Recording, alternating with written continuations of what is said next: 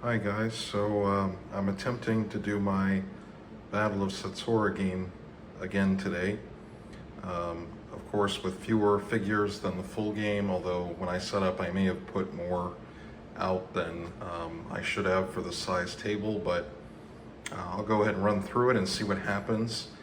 I did another playtest, I did a playtest video a few days ago, but now I want to give it another try again. I'll try to play through more turns. Now one big change from the last one is I finally finished all the Tatars. So we have the Crimean Tatar wing and the Nogai Tatar wing, although there's a few bases I left. Actually no, I think I put all my Tatars out. So the main stuff that's left off is the just some extra Ottoman cavalry. Now, as I make this, I did forget to fill in the rear Ottoman battalion, so I'll cut and fill that in, and then I'll get playing, and I'll probably just try to summarize turn by turn and edit all this together. So hopefully I can get a decent game. There's not a lot of room for maneuver, but in the real battle, apparently there wasn't a lot of room for big charges anyway, so that might be fitting. All right, but if you're newer to the channel or you didn't watch the previous ones, just a quick rundown of what we've got. So I'm playing with the Baroque rules. So we've got one of the side battalion here. It's light cavalry, Polish light cavalry.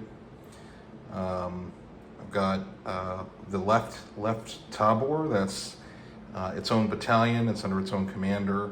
I have the Cossack command base here to represent that's its leader. We have the middle Polish battalion. Here's our this is King Sobieski, but today he'll be representing our hetman in the battle. We have another tabor. I don't have a separate command figure, but that's its own battalion. And then we have the infantry battalion here. In the full game, I'll add more. Let me try to zoom in, maybe. No, okay. Now over here on the Ottoman side, this is the Crimean Tatar battalion. I've got the Devlet Gire here. He was their commander. And then they also had some infantry, apparently. Over in the middle, that's Iskandar Pasha. So he's on the big base back there. And he's going to command this middle cavalry battalion, all 6 of these units. However, for gameplay, the Janissaries are in their own battalion with their own command unit, as would have been the case in real Ottoman campaigns. And then over here is the Nogai Tatar battalion. And then the one that's missing is Yusuf Pasha back here in his battalion. So I'm going to get them on the table real quick. I think in this test game, they're probably not going to make a big difference, though, that rear unit, but we'll see. We'll see what happens. Okay, well, let's get rolling and see what happens in the first turn. All right, well, it was a pretty eventful first round. We had the Poles won the initiative, and they decided to charge in immediately but the Ottomans had successful countercharges. However, in both cases, they were a tie, so they're both locked into melee.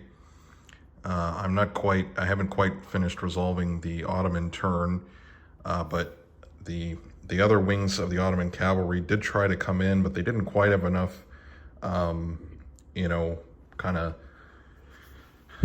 they didn't quite make it to make a side charge, but in both cases, the Tabors tried to cover the flank and fired, although they missed here. They didn't pass their discipline test here on the left one, and then on the right one, they were unsuccessful in on the right one, I'm sorry, they were successful in inflicting some losses. I did forget on the rules, so they both of these melees were a tie, but I forgot that they still get disorder markers. So now with the Ottoman, and they suffer a -1 to their VBU, so that's the number of dice they roll in combat. So I need to go ahead and see if the Ottoman commander can clear those markers.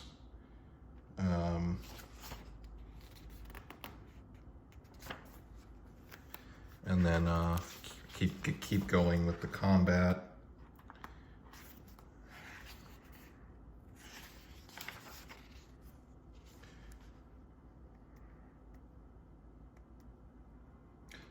Actually, now that I see this, a unit cannot rally if it is engaged in melee. So this combat could be interesting, and I guess I'll go ahead and roll through it just to see what happens, show you guys live on camera.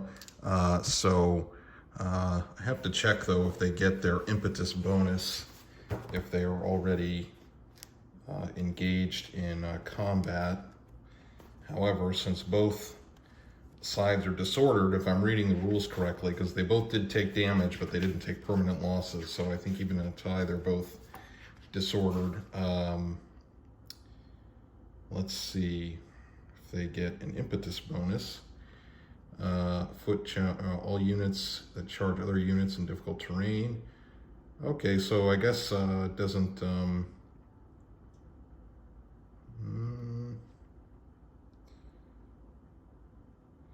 The impetus bonus is a modifier that the charging or counter-charging unit receives on the first turn of each melee, or okay, so they have to charge, so they don't get an impetus bonus, but they do get a penalty. Now, for the winged hussars normally have a VBU of 6, so they get to roll 6 dice, or 7 dice, I should say now. But in this case, they're going to roll 6, and they only get 1 hit. You have to roll pretty high in Baroque to get a hit. Let me go ahead and zoom in on the melee. Let's see. There we go. And then so this going from left to right, and then now the Ottoman Spahi are a little less effective than the hussars. I mean, I gave the stats that way because the idea is the hussars can hit really hard. However, they're the Spahi are a little more flexible, let's say. So let's see what they do. So, okay, so the Ottomans got no hits. And then now we have to try to see what kind of losses they take. So I don't think now in this case, if I'm reading the rules correctly, I don't think the hussars have to do any kind of test because they didn't take any hits at all. They didn't take any damage. So we have to roll. So they're at, their VBU has been reduced to 5. And they took 1 hit, so they have to get 4 or under. Oh, and they fail. So they lose. Now this is one area where the Baroque, the wording is a little, I need to look through it a few times, and maybe it's just my reading comprehension. So when we go to the morale phase, or the morale checks, it's actually in the shooting section. It gives you the overall. So they failed. In the case of a test failure, the unit takes 1 permanent reduction for every point it rolled over the critical number. So they had to get a 4 or under, and they rolled a 5, so they're permanently reduced to 5 VBU So I think I'll mark, but they are still, put one of these little dice to mark that, but they are, they're going to be rolling 4 because they're still disordered. Are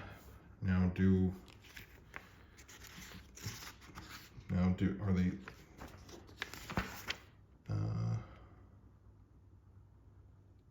okay, so I think there's, oh, here we go. If the unit was already disordered before the test, it remains disordered and suffers a permanent loss for accumulation of disorder. So, all right, so they're actually reduced to, they take another penalty, so they are down to, let's see, their baseline VBU is 6, and so they're now reduced to 4.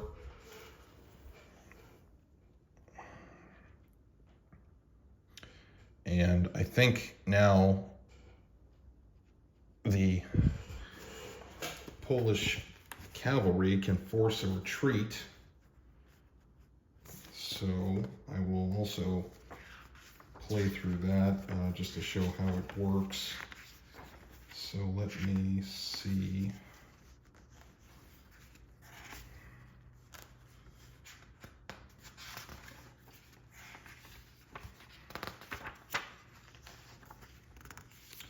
Okay, the unit that suffered the most permanent losses to their VBU after a failed cohesion test and not due to accumulation of disorder lost the melee. Both units, okay, so they are mounted. Well, I'm going to count them as gallopers because they are lance cavalry. For me, I need to make that note that in my army lists. So let's go ahead and roll to see how far back they have to go. I got 2, so they go back 2 base units, so 12 centimeters in my case with the frontages. Yeah, okay, so just want to play through that, and then I'll keep going and come back in the next scene to show you guys what happened. At this point, though, if I just like to talk about, with the VBU system, because it's about the number of dice they throw, you don't need to do casualty removal in this game. So if you prefer systems like that, I think Baroque is good for that. I think it's also a little bit better than like pulling casualties off, because it's more kind of giving the idea that it's more about like, yes, I mean, they probably lost men, but it's also reflecting that they're, they're less combat effective as well. I mean, I guess you can do that with casualty removal too, but I don't know, I kind of like this system. Anyway, so go ahead, they'll retreat back, and then we'll see what happens next. Okay, so we did have an interesting gameplay thing happen. So I forgot something, because if you're a galloper, which for the way I've written these army lists, anybody with a lance is a galloper, so a shock cavalry unit. Because these guys won their melee, they had to pursue them, and there's a pursuit table. So they pursued the fleeing Ottoman cavalry. However, it's kind of set them up for something not so good, because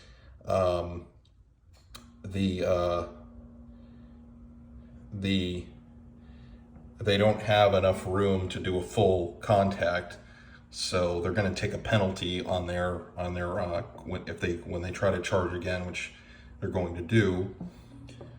Over here, the Ottomans won their charge, this combat, so these guys fell back, so they're going to also have to roll pursuit, and they got 3, so that will be 1 base unit, or 6 centimeters.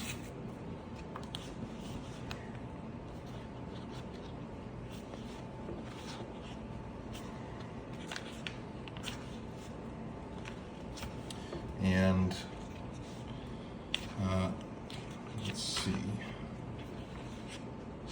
So they got, charge or pursuit bonus, or pursuit table 3. So they're just going to move up one and kind of get a parallel situation, because now on the next turn, the next turn that these guys can activate, they are only going to be able to move. They're only going to be able to, they're not going to be as effective. So interesting little gameplay development here. Yeah, I'll keep playing through. I want to try to not make these battle report videos too long, especially if it's not, edited super well from me, but you can kind of see how the board is shaping up, which is interesting. And we haven't even activated the other commands yet, so all the action's kind of been here in the middle.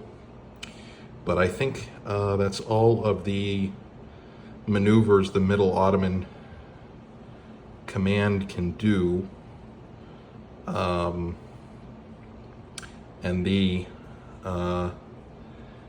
And now, because the Ottomans won the initiative this time, now I think the Poles get to activate one of their other commands, so we can see what happens there. Okay, so we had another little interesting engagement. So we just had the Ottoman turn, and they activated the Tatar battalion, and then all the Tatars could do at this point was move, but they can move pretty far, so they were able to move over here. They're going to try and get up to that infantry unit there. However, the Polish side, they activated this Tabor battalion, this Tabor that is a battalion, to fire at these Spahi, and they took pretty significant losses. So because they were firing at point blank, now they did fire their light artillery, which wasn't really that effective, but they fired their muskets and they got a bonus from being at such close range. And so the Ottomans took this Spahi unit got reduced down to 3 VBU. Now with shooting, it doesn't clearly say if they have to retreat if they're reduced down. However, I think now that they're at 3, that means that there's going to be more penalties, and they're of course disordered.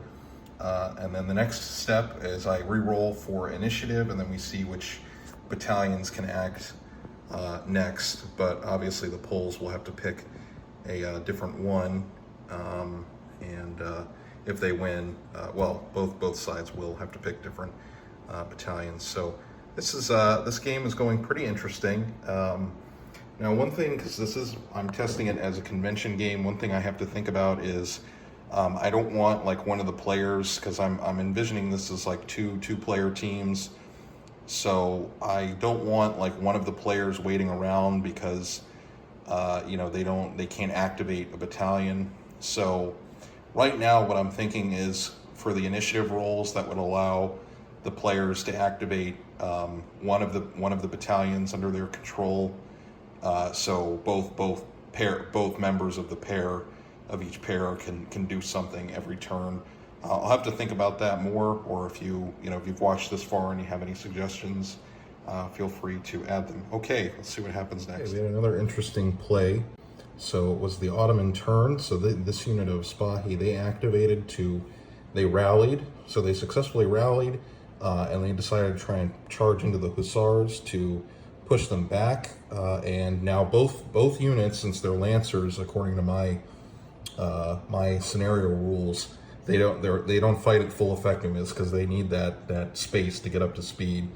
But the Polish side was actually able to get 1 hit. The Ottomans got 0, unfortunately for them.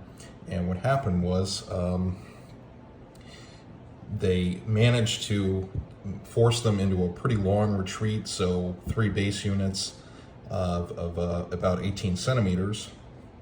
And because in these rules, they were backed up behind this other Spahi unit, so they got pushed back and they're in disorder. And then the Janissary battalion this one unit of the Janissary battalion, which is just one unit for this version of the game I'm playing today, they also got pushed back and disordered. So the next Ottoman activation will have to clear up rally some of these units if they want to use them. Now, since we are, over here, these Spahi were just fell back after taking that much fire. They were reduced to 3 VBU, so they only roll 3 dice in combat. Yeah, so interesting little development here. However, I think the Ottomans here could charge the Hussars from the side, so we'll have to see if the Hussars will be able to make a countercharge, because they didn't actually countercharge this unit, they just fought the combat and won. Okay, so I played out the last move I think I'm gonna do for this game this evening. So the last move, I had these Ottomans charge the Polish cavalry here. They did lose, the Polish side did lose the combat, so they got pushed back, which pushed back these other troops here, also pushed the commander back a little bit. And then they were reduced to 3 VBUs. Now, I did have to make a little bit of a correction, because I forgot to do the pursuit. So if they're gallopers, but so like I said, everybody in this scenario, for my scenario rules, everybody with a lance is a galloper, just to make it easier to understand. So I forgot that the Poles had to pursue in that combat, because I was originally going to have this unit come around and do a flanking charge, but I forgot that they needed to do that. Now, those Lancers could have probably didn't have enough room to wheel. I'm still debating how strict I want to be with wheeling and stuff like that, because a lot of these are light cavalry units, but I think for gameplay purposes, to make it simpler, if they're Lancers, I think I'm going to say they have to follow strict strict movement rules. If they change formation, or they want to go into a looser formation, maybe I'll say they can do that, but they're not going to get the full impact bonus. Another thing I was thinking about as I was playing through this is, with the counter charges, it's not necessarily both units get their full impact, full movement impact. So, but I think I'm going to say if it's a charge with a counter charge, both units get their full power, because this is just kind of me going off the gut instinct. I would think that charge and counter charge, both sides are going to be going at as fast as they can at top speed. So I think for me the difference is if you have 2 cavalry units in close proximity already, then they wouldn't get the bonus. But if you have the attacking unit, maybe this is a better way to put it. If the attacking unit has their full, so in my case, 12 centimeters or two base units to move their max, and then with the charge bonus, if they can move that full distance, but the defending unit counter charges, even though it would mean both units are moving less, shorter distance, I think I'm going to say that that both units get their full bonus, because in that instance there is the space, and they're counter charging. So I hope that's not too confusing. I hope that makes sense, my logic there. One thing with this game that I thought was kind of cool was the wagons did do their job of protecting the flanks. Now with the wagons, I have 2 profiles for them, and I may have mentioned this in the last video,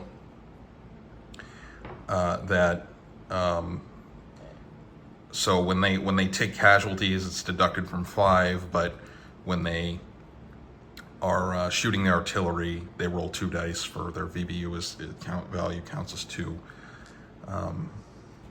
So still work in progress. I still have to figure out. Oh, pick up the battle cat here, my assistant.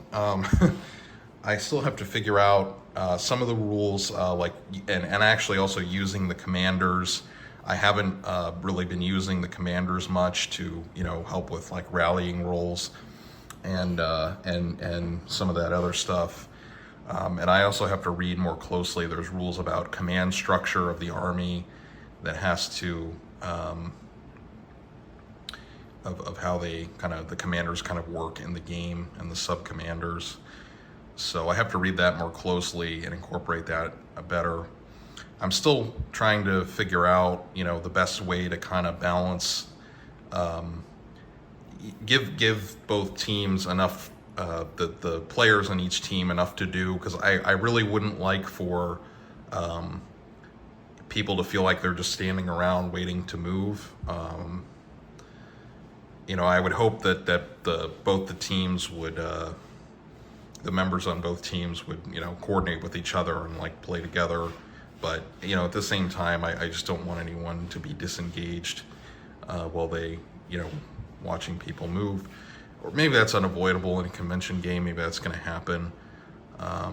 So anyway, this is kind of a longer battle video. I didn't really activate all the units. We didn't try all of them in this one, but, I just wanted to kind of play through more of the game.